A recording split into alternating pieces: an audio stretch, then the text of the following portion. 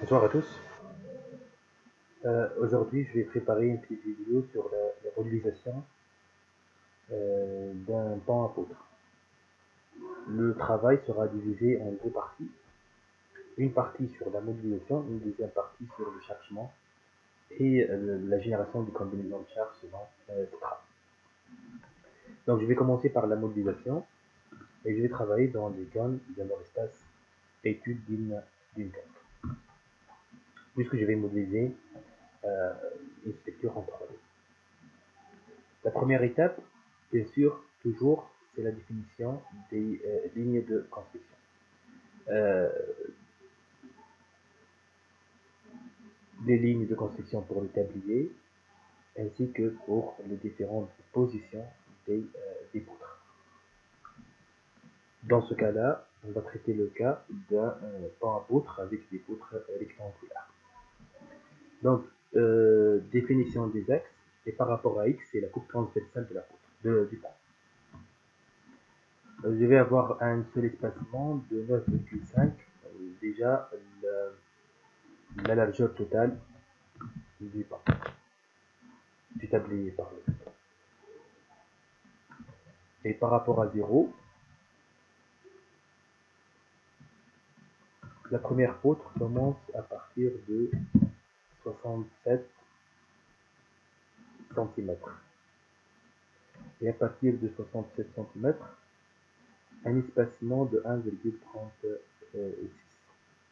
mètres comme espacement entre les poutres, entre axes.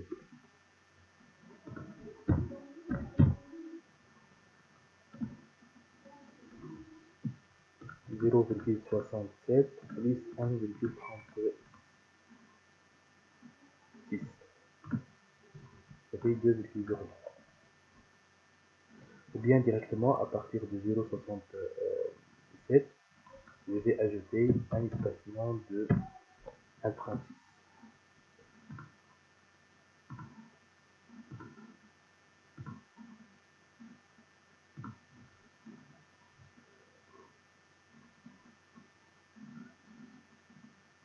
Effectivement, la dernière position de la poutre, c'est 8,83 mètres plus le 0,67, j'obtiens le 9,5 mètres. Par rapport à Y, je vais considérer une poutre avec une seule travée de 16 mètres. Et pour Z, c'est juste un seul.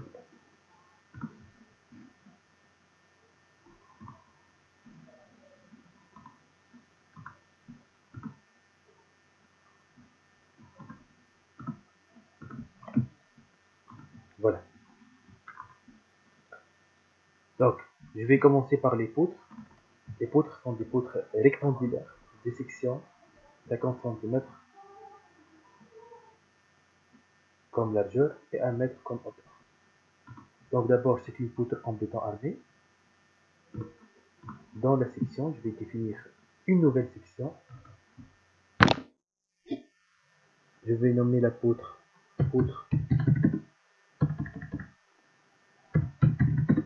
pan poutre. Largeur 50 cm, hauteur 100 cm. La hauteur égale à 1 mètre. Et pour avoir tablier au-dessus d'une poutre, je vais excentrer la poutre, car le bout, c'est toujours, elle va modéliser les intersections entre les différents éléments entre axes. Donc je vais excentrer la poutre vers le bas de moins 50 cm pour avoir la partie supérieure de la poutre, c'est de même niveau que le tablier.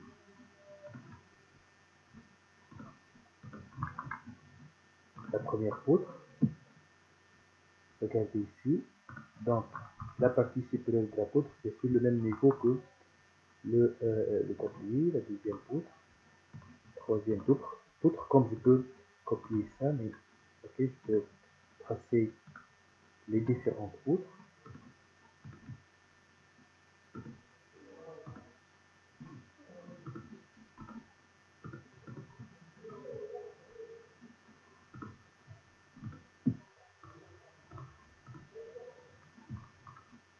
Donc,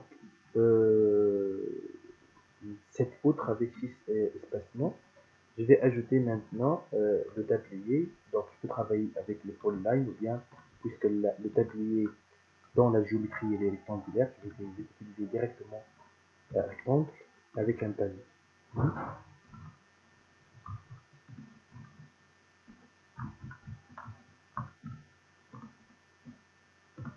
Et voici le tablier. Il me reste uniquement de définir le matériau ainsi que l'épaisseur. L'épaisseur c'est 20 cm, donc tablier est en poutre. Non, le nom de celui-là, tablier est en poutre. Et le béton c'est un béton 35, je veux dire un béton dans la résistance à la compression après 28 jours égale à 35 mégapascales. Et je vais appliquer ces caractéristiques-là sur notre tablier. Et pour afficher l'épaisseur du tablier, je vais cliquer sur panneau épaisseur. Ok. Donc, vous avez ici tablier, appuyé sur des poutres. Ici, pour le cas d'un pont à poutre avec une seule travée. Il me reste uniquement de définir les appuis. Pour le moment, je vais créer un appui simple d'un côté et une articulation de l'autre côté. Comme vous connaissez que pour les poutres isostatiques, surtout dans le domaine des ouvrages d'art, les appuis sont en élastomère flété. Hein.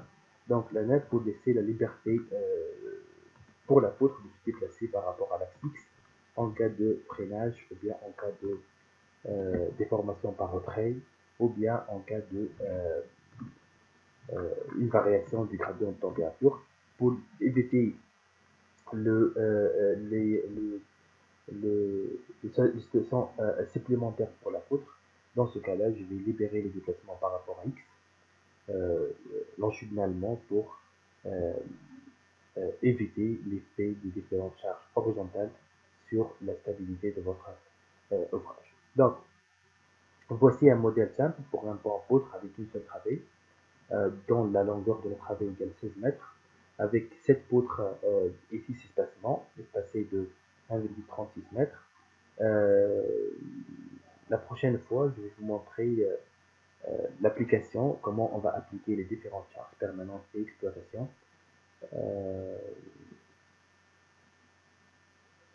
Selon le règlement de travail. Je vous remercie.